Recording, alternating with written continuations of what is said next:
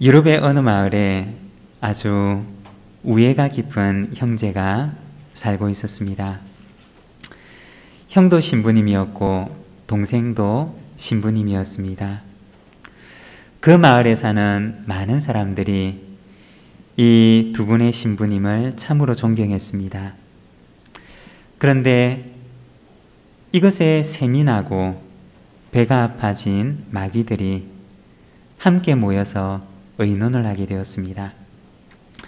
그날의 회의의 주제는 어떻게 하면 저렇게 평화로운 얼굴을 가지고 있는 두 신부님 형제들의 얼굴을 자신들의 얼굴처럼 미움과 다툼이 가득한 얼굴로 만들 수가 있을까라고 하는 것이었습니다.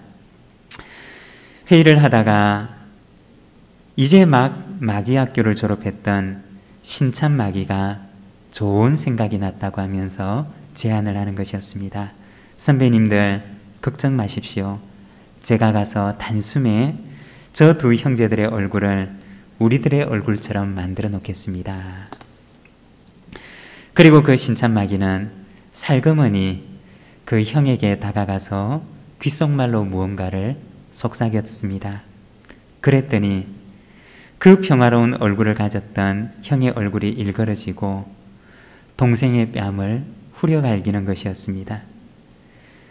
그리고 그 은혜로운 신부의 얼굴들이 금세 마귀의 얼굴들로 바뀌는 것이었습니다. 선배 마귀들은 기분이 좋아서 물었습니다. 아니 도대체 가서 무슨 얘기를 했길래 저렇게 금세 저 사람들의 얼굴이 우리들의 얼굴처럼 변했지? 그러자 신참 마귀가 이렇게 얘기를 하더랍니다. 제가 형님에게 가서 그렇게 얘기를 했습니다. 내가 아랫마을에 가서 소문을 들어보니 당신 동생이 당신보다 먼저 주교에 승진하겠다고 합니다. 동생이 형보다 먼저 승진한다는 얘기를 듣고 그 평화로운 얼굴이 갑자기 평화를 잃은 험악하고 일그러진 얼굴로 바뀌더랍니다. 사람의 마음 가운데 시기와 질투, 다툼과 미움의 마음이 찾아오는 순간 우리의 평화로운 얼굴은 사라지고 평화를 잃은 일그러지고 험악한 얼굴로 변하게 됩니다. 미국의 어느 마을에서 그 동네에 처음으로 이사를 갔던 사람이 주일 아침이 되어서 차를 몰고 가다가 가던 길을 멈추고는 교통을 안내하는 경찰에게 물었다고 합니다. 제가 이 동네에 얼마 전에 처음 이사를 왔는데 지금 예배를 드리려고 교회를 찾아가고 있는데 어느 교회를 가면 좋을까요?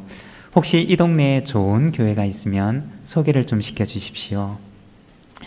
그러자 그 얘기를 들었던 교통경찰이 아주 자신 있게 한 교회를 소개시켜 주더랍니다. 그 이유인즉슨 그 교회 다니는 사람들의 얼굴이 가장 평화롭고 가장 밝고 가장 환하더라는 것이었습니다.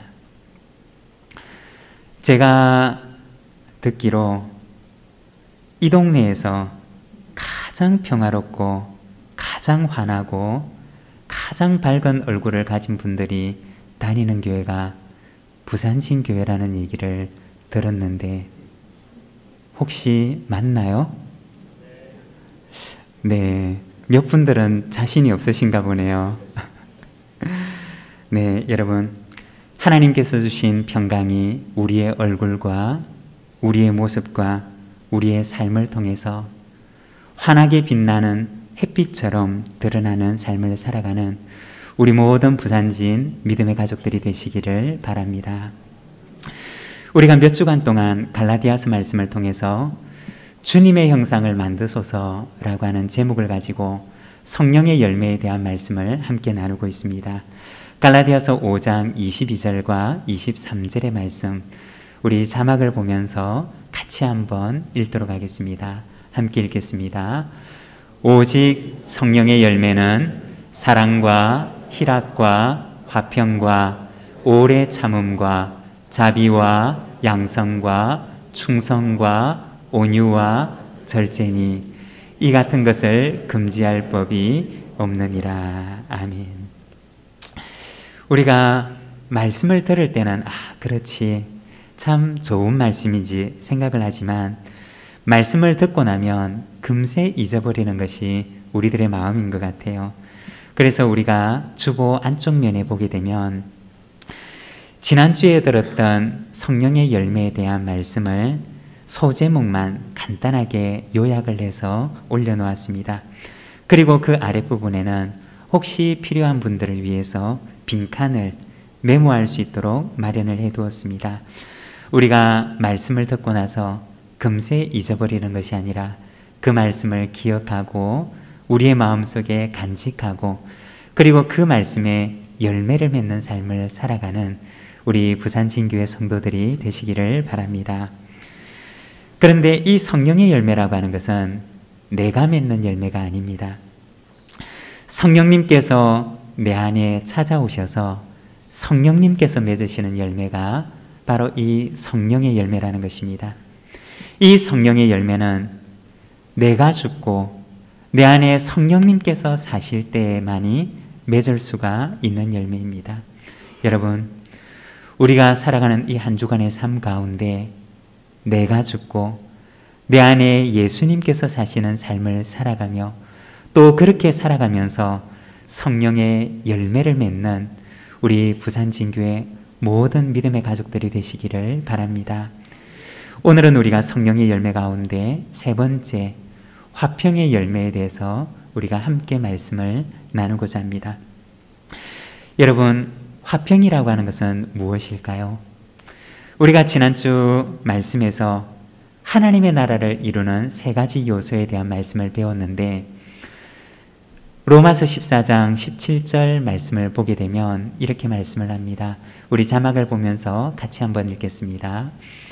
하나님의 나라는 먹는 것과 마시는 것이 아니요 오직 성령 안에 있는 의와 평강과 희락이라. 여러분, 하나님의 나라는 어떤 곳이냐? 여기 보면 그곳은 의와 평강과 희락이 있는 곳이라고 말씀을 합니다. 여기 나오는 평강이라고 하는 말은 오늘 우리가 갈라디아서 말씀에서 읽었던 성령의 열매 가운데 화평이라고 하는 말과 동일한 말씀으로 사용되어 있는 말씀입니다. 우리가 하나님의 나라라고 하면 우리가 머릿속으로 혹은 우리의 마음속으로 하나님의 나라는 이런 곳이겠지 우리가 상상을 많이 하는데, 그런데 로마서 14장에 보면 하나님의 나라가 어떤 곳인지에 대해서 우리에게 말씀해 줍니다. 그곳은 무엇이 있느냐? 그곳에는 의가 있고, 그리고 그곳에는 평강이 있고, 그곳에는 희락이 있다고 말씀을 하십니다. 이렇게 의와 평강과 희락이 하나님의 나라를 이루는 특징이라는 것입니다. 우리가 지난주 말씀을 묵상할 때는 특별히 희락에 대한 말씀을 묵상했습니다. 희락이라고 하는 것은 말 그대로 기쁨이라는 의미를 가지고 있습니다. 우리가 지난주 말씀에서는 이 기쁨이라고 하는 것을 세 가지로 생각을 했는데, 먼저 첫 번째는 이 희락이라고 하는 것은 조건을 이기는 기쁨입니다. 세상의 어떤 조건 때문에 기뻐하는 것이 아니라 하나님 때문에 기뻐하는 것, 하나님에게서 나오는 기쁨이 있는 것, 그래서 세상의 조건이 사라져도 그 기쁨이 내 안에 있는 바로 그 기쁨을 말하는 것입니다. 그리고 희락은 염려를 이기는 기쁨입니다. 하나님께서 나의 아버지가 된다는 사실을 알기 때문에, 그것을 믿고 신뢰하기 때문에 세상의 염려가 내 마음의 기쁨을 가져갈 수 없는 바로 염려를 이기는 기쁨이 희락입니다. 그리고 희락은 소망으로 가득 찬 기쁨입니다. 예수님께서 그 십자가의 죽음 가운데서도 그 마음속에 희락을 놓치지 않으셨던 것은 바로 그 희락 속에는 소망이 있었기 때문입니다. 역시 우리 속에도 죽음을 이기는 소망으로 가득 찬 기쁨이 있는 것은 바로 죽음을 이기는 소망으로 가득 찬 희락이 우리 속에 있고, 하나님께서 이 희락을 우리에게 허락해 주시기 때문입니다. 그리고 오늘 우리가 말씀에서 보는 평강이라고 하는 것은 무엇이냐? 평강이라고 하는 것은 신약 성경에서는 에이레네라고 하는 헬라어 단어를 사용하고 구약 성경에서는 이것을 샬롬이라고 하는 히브리어로 표현을 하고 있습니다. 이 평강이라고 하는 말을 우리가 잘 아는 단어로 바꾼다면 구약 성경에 나와 있는 샬롬이라고 하는 말입니다. 그러면 이 샬롬이 처음으로 이루어진 곳이 어디였느냐? 그곳은 에덴이었습니다.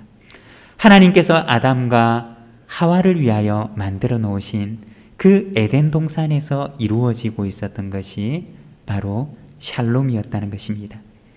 에덴은 어떤 곳이냐? 하나님께서 주신 기쁨이 가득한 희락의 동산이었습니다. 그리고 그 에덴은 하나님께서 그들에게 주신 평강으로 가득 찬 샬롬의 동산이었다는 것입니다. 하나님께서 아담과 하와에게 주신 샬롬을 누리며 살아가는 삶이 에덴의 삶이었던 것입니다. 평강은 바로 샬롬이고 하나님의 동산에서 누리는 샬롬의 삶입니다. 오늘은 우리가 이 갈라디아서 말씀을 통해서 성령께서 우리 안에서 맺으시는 열매인 화평에 대해서 우리가 잠시 몇 가지로 함께 묵상을 하기를 원합니다.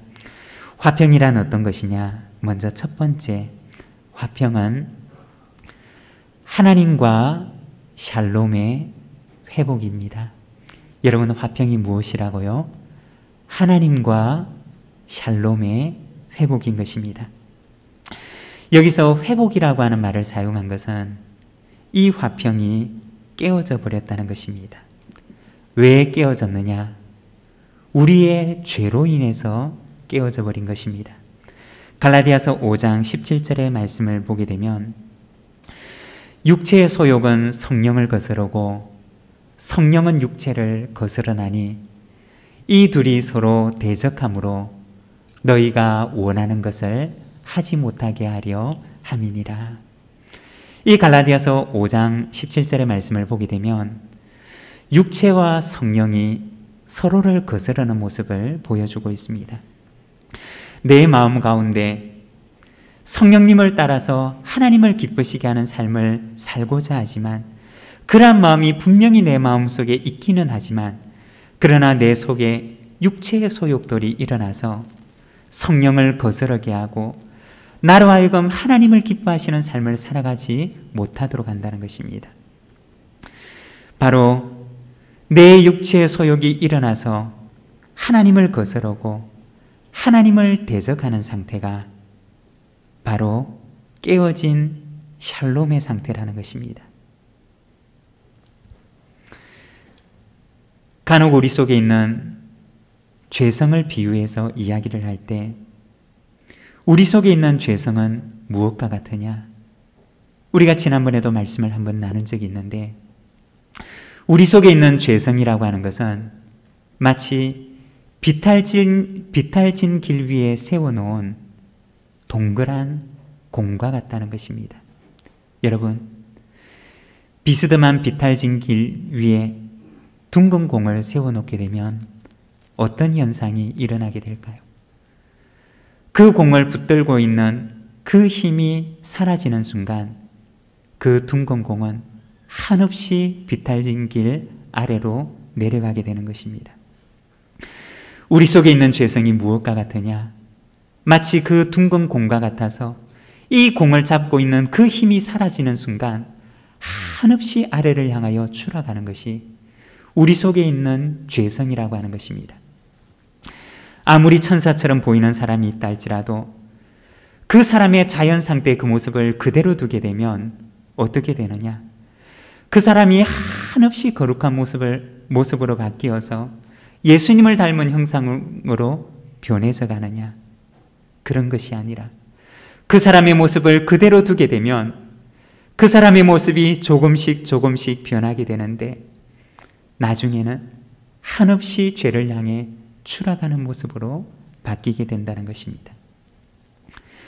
우리가 새벽마다 일어나서 그리고 아침마다 하나님의 말씀 앞에 서서, 그리고 저녁마다 주님 앞에 우리의 머리를 숙여서 기도하는 이유가 무엇입니까? 우리가 왜 하나님 앞에 날마다 나와서 주님 앞에 우리의 머리를 조아리고 기도하는 것입니까? 우리가 기도하는 이유는 우리 속에 죄를 거스릴 수 있는 힘을 주시기를 하나님 앞에 간구하는 것입니다. 하나님의 뜻을 내 안에 비추어 주시고 하나님의 뜻에 순종할 수 있는 힘을 주시기를 우리가 하나님 앞에 간구하는 것입니다. 성령님께서 나에게 힘을 주시지 않으면 한없이 죄를 향해 다름질할 수밖에 없는 우리의 모습이고, 성령님께서 내 안에서 찾아오셔서 나를 붙들어 주시지 않으면 결코 하나님의 뜻에 순종할 수 없는 존재가 바로 우리들의 모습이기 때문이라는 것입니다. 그래서 갈라디아서 5장 16절의 말씀을 보게 되면, 내가 이르노니 너희는 성령을 따라 행하라. 그리하면 육체의 욕심을 이루지 아니하리라고 말씀하는 것입니다.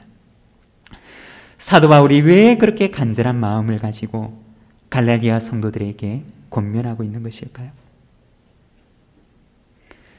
그들이 성령에 붙들리지 아니할 때 그들은 육체의 욕심을 쫓아 행할 수밖에 없는 사람이기 때문이라는 것입니다. 그들이 성령에게 붙들리지 아니하고 자신의 마음에 원하는 것을 쫓아 행할 때 그들에게 어떠한 열매들이 맺히게 되었느냐? 갈라디아서 5장 19절에서 21절까지 말씀을 보게 되면, 음행과 더러운 것과 호색과 우상숭배와 주술과 원수 맺는 것과 분쟁과 시기와 분냄과 당 짓는 것과 분열함과 이당과 투기와 술취함과 방탕함과 또 그와 같은 것들이라. 그들이 성령에게 붙들려 살지 아니할 때, 성령님께서 그들을 붙들어 주시지 않으실 때, 그들이 성령 안에 살아가지 아니할 때 그들 가운데 어떠한 열매들이 맺히게 되었느냐? 육체의 열매들만 가득 맺히게 되었는데, 육체의 열매들이 아니라 그들의 마음의 밭 가운데 육체의 잡초들만 그 속에 무성하게 자라나게 되었던 것입니다. 성령님께서 내 안에 거하시지 아니할 때, 우리가 성령 안에 거하지 아니하고 성령을 따라 살지 아니하고, 다른 말로 하면 우리가 성령으로 충만한 삶을 살아가지 아니하게 될 때, 이 갈라디아 교회에 일어났던 것처럼 육체의 열매들이 그 마음의 밭 가운데 육체의 잡초들만 무성하게 그 속에서 자라날 수밖에 없었다는 것입니다. 여러분, 우리의 삶도 마찬가지입니다. 내가 성령 충만하지 아니하고 내가 성령 안에 살지 아니하면, 내가 한순간이라도 그 성령의 뜻을 거스르며 한순간이라도 내가 성령의 음성에 귀를 막는 그 순간 내 안에는 육체의 잡초들이 가득하게 자라날 수밖에 없다는 것입니다. 성령님께서 오셔서 무슨 일을 하셨느냐? 우리에게 오셔서 깨어진 하나님과의 샬롬을 회복하셨던 것입니다.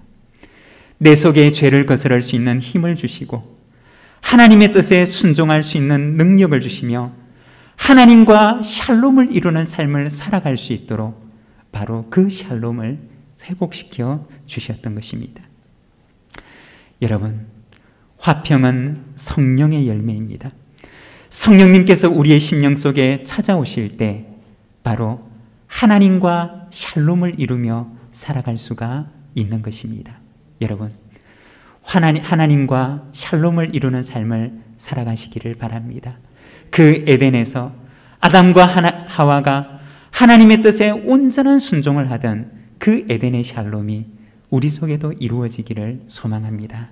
그리고 두 번째는, 화평은 이웃과의 샬롬의 회복입니다. 오늘 우리가 읽었던 마태복음 5장 말씀을 보게 되면 특별히 이웃과의 화평에 대해서 말씀을 하십니다. 어떤 사람이 예배를 드리기 위해서 예루살렘 성전에 와서 제단 위에 제물을 드리고 예배를 드립니다. 어쩌면 그 사람은 예루살렘 가까이에 살았던 사람이 아니라 먼 곳에 살았던 사람인지 모릅니다. 그 당시 이스라엘 사람들은 예배를 드리기 위해서는 자기가 사는 곳에서 제물로 드리게 될 가축을 이끌고 아주 먼 길을 걸어서 예루살렘 성전이 있는 그곳에 와서 예배를 드려야 했습니다. 예수님께서 이 말씀을 들려주신 것도 예루살렘에서 아주 먼 갈릴리에 위치한 어느 한 산 위에였습니다. 그곳에서 예수님께서는 이 비유의 말씀을 사람들에게 들려주고 있었던 것입니다. 그런데 이 사람이 예루살렘 성전에 가서 예물을 제단 위에 올리고 예배를 드리다가 마음속에 문득 형제에게 원망 들을 만한 일을 했던 것이 생각이 났던 것입니다. 마태복음 5장 22절 말씀의 문맥을 보게 되면 어쩌면 그 사람은 어떤 사람에게 심하게 화를 내며 분노했는지도 모릅니다. 혹은 어떤 사람을 향해서 화를 북돋을 만한 비아냥거리는 말을 했는지도 모릅니다. 아니면 누군가를 향해서 아주 심한 욕설을 했던 것으로 여겨집니다. 그런데 예배를 드리는 도중에 그의 마음속에 그 일이 생각났던 것입니다. 자기가 자기의 형제에게 하지 못할 말을 했던 그 형제의 마음을 아프게 하고 고통스럽게 했던 그 일이 마음속에 문득 생각이 난 것입니다. 주님께서는 이 비유의 말씀을 사람들에게 들려주고 있습니다. 예물을 제단에 드리려다가 거기서 내 형제에게 원망 들을 만한 일이 있는 것이 생각나거든 예물을 제단 앞에 두고 먼저 가서 형제와 화목하고 그 후에 와서 예물을 드리라. 우리가 이 마태복음 5장 말씀에 잠시 머물러 서서 생각을 해보면 이 사람이 예배를 드리는 중에 문득 그의 마음속에 형제에게 잘못했던 일이 생각났던 것입니다. 여러분, 이 사람의 마음속에 그 일을 생각나게 하신 분이 누구이실까요? 도대체 이 사람이 예배를 드리고 있는 중에 어떤 일이 이 사람에게 일어나고 있었던 것일까요? 얼마나 강렬하게 그 사람의 마음속에 이 일이 일어나게 되고 얼마나 강렬한 가책이 이 사람의 마음속에 일어나게 되었는지 이 사람은 예배를 드리다가 도무지 그 예배를 더 이상 드릴 수가 없었던 것입니다. 도무지 그 마음속에 일어나는 그 가책과 괴로움으로 인해서 그 예배를 더 이상 진행할 수가 없었던 것입니다. 그래서 그는 그 예배드리는 일을 중간에 그만두고 먼저 그 형제와 화목할 생각을 하게 되는 것입니다. 여러분, 얼마나 큰 은혜인지 모릅니다. 우리의 죄를 생각나게 한다는 것은 예배를 드리는 중에 우리 속에 있던 더러운 죄가 생각이 난다는 것은 하나님께서 우리에게 베풀어 주신 얼마나 큰 은총인지 모릅니다. 죄를 짓는다는 것도 무서운 일이지만 그러나 더 무서운 일은 그 죄를 짓고 나서도 생각이 나지 않는다는 것입니다. 죄를 짓고 나서도 아무런 양심의 가책이 일어나지 않는다는 것입니다. 오늘 마태복음 5장에 나와 있는 이 사람이 하나님 앞에 나와서 예배를 드리고 있는 그 도중에 성령님께서 그 사람의 마음 가운데 찾아오셔서 너무나 강렬한 가책을 주시고 너무나 강렬하게 그의 마음속에 죄를 생각나게 하시는데 도무지 예배를 이어갈 수 없을 만큼 하나님께서 그의 마음 가운데 역사하셨던 것입니다. 이 사람이 예배를 드리는 그 중에 참된 예배가 이루어지고 있었던 것입니다. 여러분, 돌이켜 생각을 해보면 우리에게는 이 사람에게서 일어났던 그 일들이 일어나고 있습니까? 예배를 드리다가 하나님 앞에서 깨어진 그 화목으로 인해서 도무지 견딜 수 없는 가책과 참회의 마음이 찾아와서 더 이상 앉아서 예배를 드릴 수 없을 것 같은 그러한 고통과 통회의 마음이 우리 가운데는 일어나고 있습니까? 만일에 그렇다면 우리 속에서도 내 안에 잊고 있었던 그 죄를 기억나게 하시고 문득 생각나게 하신다면 그것은 성령님께서 내 마음에 찾아오신 증거입니다. 너무나 정결하신 성령님께서 우리의 마음에 찾아오셔서 우리의 죄를 몰아내시고 계시는 증거입니다. 성령님께서 내 마음에 찾아오실 때 진정한 예배로 나아갈 수가 있는 것입니다. 예배의 목적은 무엇이냐? 예배의 목적은 회복에 있습니다. 죄로 인해서 깨어져 버린 하나님과의 관계가 회복되는 것, 그리고 나의 모난 모습으로 인해서 상처나져 버린 이웃과의 관계가 회복되는 것, 그것이 예배의 목적이고 그 속에 참된 화평이 일어난다는 것입니다. 그렇지만 아무리 예배를 드려도 내 속에 이와 같은 회복의 일들이 일어나지 않는다면 그것은 우리에게 참된 예배가 이루어지지 않고 있다는 증거입니다. 아마도 마태복음 5장에 나와 있는 이 사람은 그날 그 마음속에 아픔과 통회의 마음을 가지고, 그리고 그날 진정한 예배를 통해서 하나님께서 허락해 주시는 기쁨과 평강을 맛보았을 것입니다. 예배를 통해서 우리의 잃어버린 것들을 회복해 하시는 성령의 회복의 기쁨을 맛보았을 것입니다. 참된 예배를 경험하고 참된 샬롬의 회복을 그는 그 예배를 통해서 경험했을 것입니다. 화평이란 무엇이냐? 이웃과의 관계를 회복하는 것입니다. 이웃과의 샬롬을 회복하는 것입니다. 우리의 잃어버린 샬롬을 하나님 안에서 다시 회복하는 것이 바로 화평입니다. 그리고 세 번째, 화평은 예수님께서 이루시는 샬롬의 회복입니다. 샬롬은 누가 주시느냐? 예수 그리스도께서 주시는 것입니다.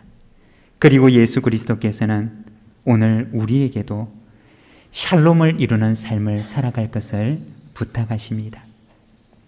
그런데 이 샬롬은, 이 화평은 아무런 대가 없이 거저 우리에게 찾아온 것이냐? 그렇지 않으십니다. 우리에게 이 샬롬을 주시기 위해서 예수 그리스도께서는 십자가의 죽음이라고 하는 대가를 치르셨습니다. 그 죽음의 대가를 통해서 죄로 인한 우리의 죄에 대한 용서를 위한 예수 그리스도의 그 십자가의 죽음이라는 대가를 통해서 깨어진 샬롬을 회복해 하셨던 것입니다. 우리가 기억해야 할 것은 샬롬은 결코 대가 없이 주어지지 않는다는 것입니다. 화평은 결코 아무런 대가 없이 우리에게 찾아오지 않는다는 것입니다. 예수 그리스도께서도 그 대가를 통해서 우리에게 화평의 선물을 주셨습니다.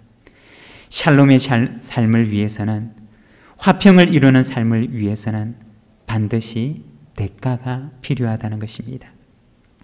하나님과의 샬롬을 위해서 예수 그리스도의 죽음이라는 대가가 치러졌던 것처럼 오늘 우리가 이웃과 샬롬을 이루는 삶을 위해서 우리에게도 역시 대가가 요구된다는 것입니다.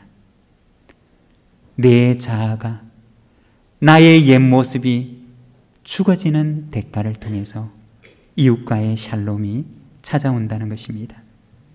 내가 죽지 않고, 내 자아가 죽지 않고, 나의 옛 모습이 죽지 않고 내 자아가 살아있으면 결코 우리는 이 땅 가운데 샬롬을 이루는 삶을 살아갈 수가 없는 것입니다. 여러분, 내가 죽고 우리 속에 샬롬이 이루어지는 삶을 살아가는 우리 부산진 모든 믿음의 가족들이 되시기를 바랍니다.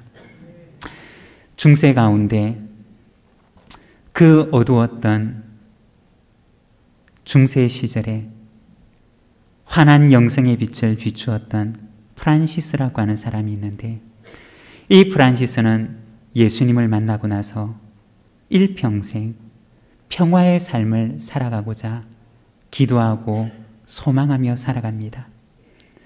하나님과 평화를 이루는 삶을 살아가기를 원하고, 피조물과 평화를 이루는 삶을 살아가기를 원하고, 이웃과 평화를 이루는 삶을 살아가기를 원했습니다. 그는 이와 같은 자신의 소망을 표현하면서 평화의 기도라고 하는 기도로 하나님께 기도하는데, 오늘은 우리가 성 프란시스의 평화의 기도라고 하는 이 기도문을 우리가 함께 읽으면서 오늘 이 말씀을 마치고자 합니다. 성 프란치스코의 평화의 기도, 우리가 자막을 보면서 함께 기도하는 마음으로 읽도록 하겠습니다. 주님, 저를 당신의 도구로 써 주소서. 미움이 있는 곳에 사랑을, 다툼이 있는 곳에 용서를, 분열이 있는 곳에 일치를, 의혹이 있는 곳에 신앙을, 그릇됨이 있는 곳에 진리를, 절망이 있는 곳에 희망을, 어두움에 빛을, 슬픔이 있는 곳에 기쁨을 가져오는 자 되게 하소서. 위로받기보다는 위로하고, 이해받기보다는 이해하며, 사랑받기보다는 사랑하게 하여 주소서. 우리는 춤으로써 받고, 용서함으로써 용서받으며, 자기를 버리고 죽음으로써 영생을 얻기 때문입니다. 오늘 우리에게 주신 말씀을 생각하면서 우리가 살아가는 우리의 삶 가운데 예수 그리스도께서 십자가의 죽음이라는 대가를 통해 우리에게 화평을 주신 것처럼 우리도 이 땅 가운데 그리스도의 평화를 이루는 삶을 살아가게 하옵소서. 함께 기도하며 나가겠습니다.